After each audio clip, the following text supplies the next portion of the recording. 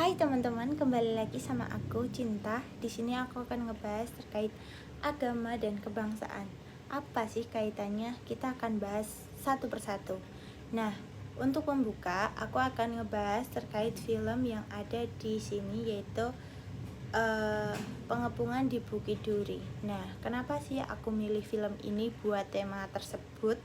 Karena menurut aku film ini itu sangat relate bagi pemuda atau remaja seperti saya. Karena di film ini itu digambarkan bahwa kekerasan yang ada di film ini itu muncul karena hilangnya rasa kemanusiaan. Tentunya ini berbanding kebalik dengan ajaran agama yang sudah kita pelajari. Walaupun agama kita berbeda, pasti di agama itu tuh ada yang namanya ajaran saling mengasihi, saling menghargai, saling tidak menyakiti sesama, cinta kasih, menyayangi. Ya, itu pasti akan ada di ajaran agama manapun. Dan menurut saya film ini tuh menggambarkan bahwa ini loh dampak dari keegoisan kita, hilangnya rasa menghargai, rasa cinta kasih kepada sesama seperti itu. Tentunya film ini juga bisa kita jadikan acuan untuk kita saling bergotong royong, tidak mudah terpecah belah dan membenci. Dan melalui film ini saya belajar bahwa agama dan kebangsaan itu tidak bisa dipisahkan dalam kehidupan sehari-hari, karena agama membentuk moral, sedangkan kebangsaan membentuk tanggung jawab sosial. Jadi keduanya itu tidak bisa diabaikan. Dan menurut saya film ini sangat bagus buat teman-teman yang ingin refleksi. Yang kedua, saya akan bahas terkait statement Ferry Irwandi yang ini, yang mati itu mudah, hidup itu sulit.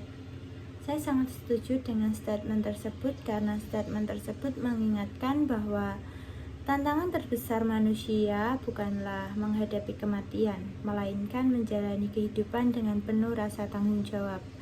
Hidup menuntut kesabaran, pengendalian diri, dan komitmen untuk tetap berpegang pada nilai moral dan kemanusiaan. Dalam kehidupan beragama dan berbangsa, memilih untuk terus hidup dan sadar berarti berusaha menjaga sikap, menghormati sesama, dan bertahan dalam kesulitan tanpa lari dari tanggung jawab.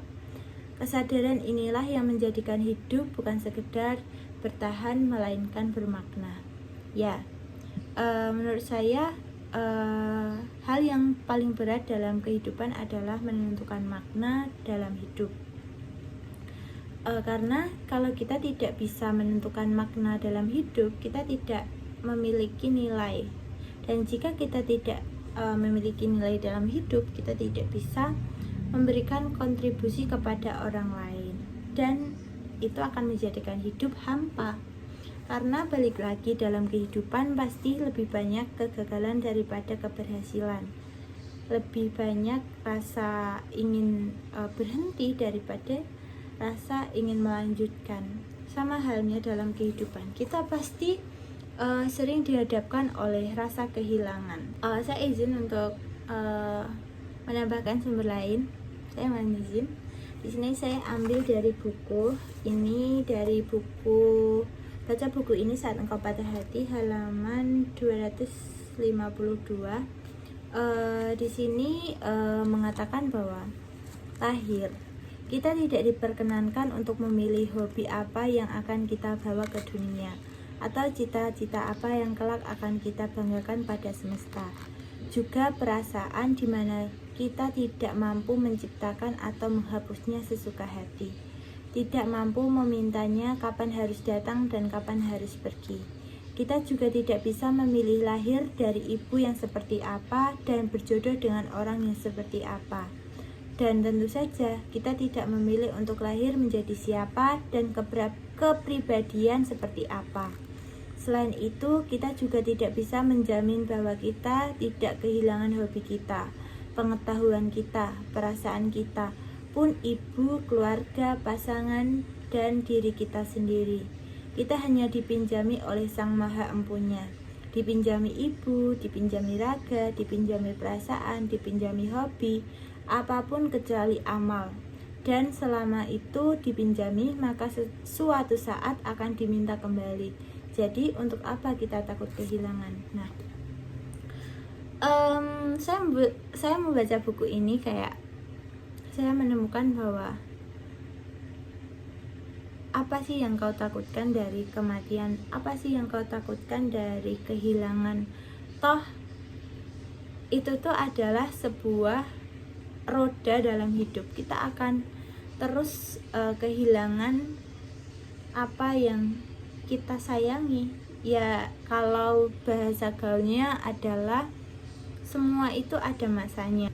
Nah, di buku ini juga mengatakan bahwa tersenyumlah dan katakan pada hatimu, ini yang terbaik dan Tuhan akan mengganti dengan hal yang lebih baik. Dan saat kita harus kehilangan lagi, semoga kita akan lebih mudah melaluinya. Kita juga lebih bisa mengontrol emosi dan lebih tenang saat menjalani. Jadi intinya dalam buku ini pada subjudul yang mengatakan jangan takut kehilangan, ini tuh menggambarkan bahwa kita itu harus tetap menjalani hidup apapun itu kondisinya, saat kita kehilangan atau saat kita sedih atau kita saat gagal. Itu adalah proses bagaimana kita akan menemukan arti dalam hidup kita. Saat kita sudah menemukan arti bahwa hidup kita ini berharga, bahwa hidup kita ini akan kita jadikan sebagai pengabdian kepada sesama, itu akan muncul sebuah nilai. Nilai itu akan menimbulkan kontribusi, dan kontribusi itu akan memberikan dampak kepada orang lain. Nah, itu adalah statement saya mengenai Ferry Irwandi yang videonya sudah saya tonton melalui YouTube. Nah, yang selanjutnya saya akan bahas terkait statementnya Stephen Jobs yang ada di pidato wisuda Universitas Stanford. Gak tahu bacanya, tolong dikoreksi ya. Yang ini, walaupun ini bahasa Inggris, saya izin untuk menerjemahkan. Jadi intinya beliau mengatakan bahwa pikiran seseorang pemula terdapat banyak kemungkinan, tetapi dalam pikiran seorang ahli hanya ada sedikit.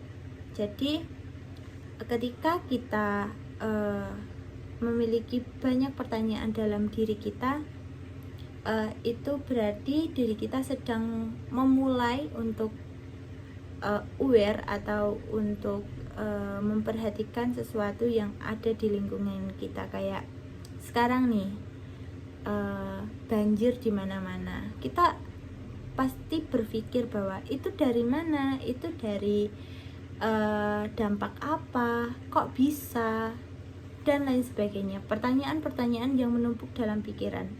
Itu adalah pikiran seorang pemula.